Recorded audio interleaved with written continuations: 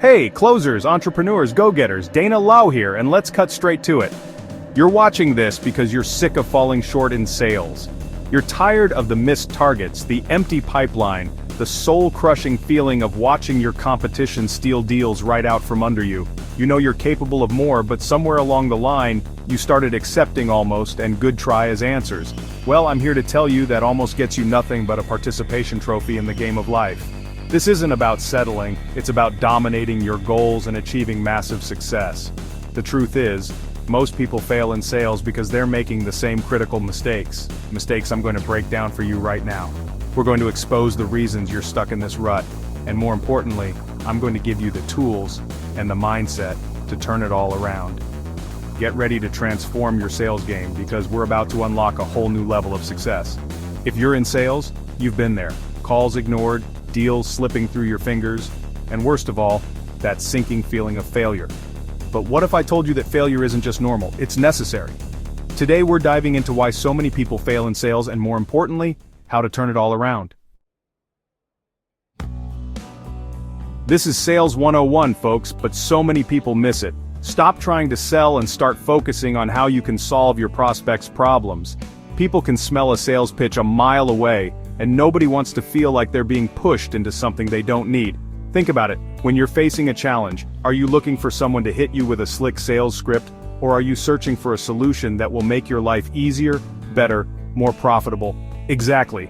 People buy solutions, not products or services, they buy results. Your prospects are drowning in a sea of problems and they're desperate for a life raft. Your job isn't to throw another sales brochure at them, it's to toss them a lifeline. Instead of leading with your product's features and benefits, lead with the pain points your product addresses. How does your product or service alleviate their frustrations? How does it make their lives easier?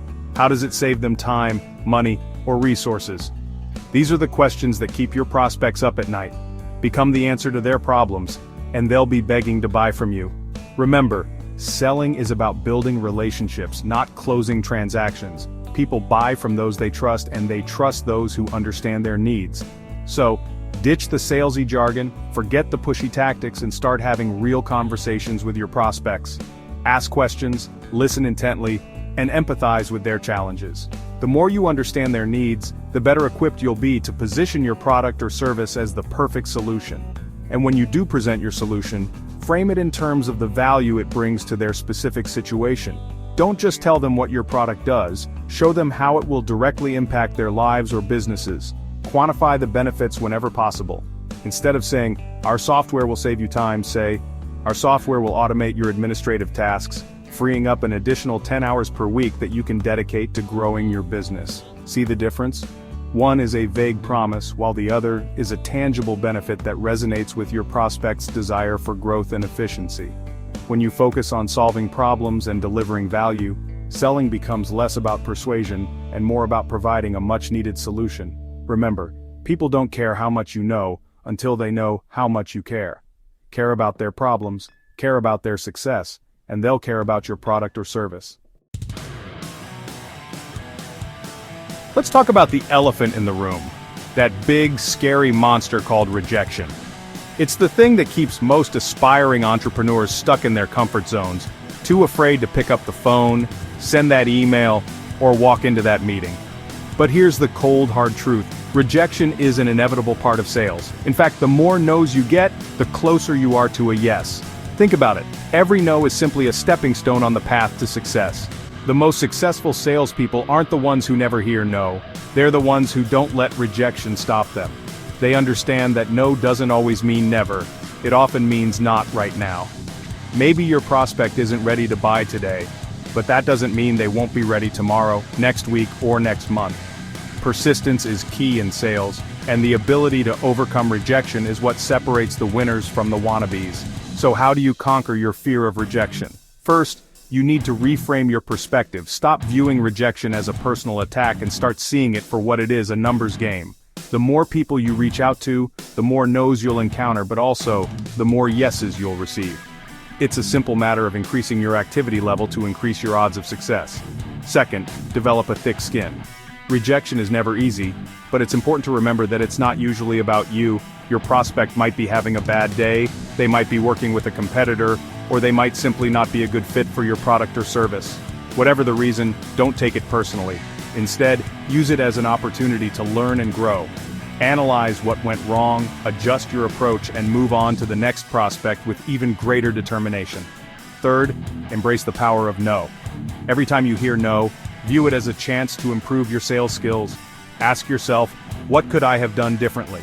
Did I effectively communicate the value of my product or service? Was my timing off? By reflecting on your rejections, you can identify areas for improvement and refine your approach to increase your chances of success in the future. Remember, rejection is not the enemy, it's your teacher. It's the crucible in which your sales skills are forged and your resilience is tested. Embrace it, learn from it, and let it fuel your determination to succeed. You've heard it before, the fortune is in the follow-up, but let me tell you, most people completely drop the ball on this one. They make initial contact, maybe send a proposal, and then crickets. They wait for the phone to ring, hoping the prospect will magically decide to buy. But here's the thing, your prospects are busy. They're bombarded with information, offers, and distractions. It's not enough to simply reach out once and expect them to remember you. You need to stay top of mind, nurture the relationship, and consistently remind them of the value you bring to the table. That's where follow-up comes in. Following up isn't about being annoying or pushy, it's about demonstrating your commitment to helping your prospects and providing them with the information they need to make an informed decision. It's about building trust and solidifying your position as a trusted advisor. So, how do you follow up effectively? First, establish a clear follow-up plan. Don't leave it to chance or rely on your memory. Create a system for tracking your interactions with prospects and schedule reminders to follow up at regular intervals.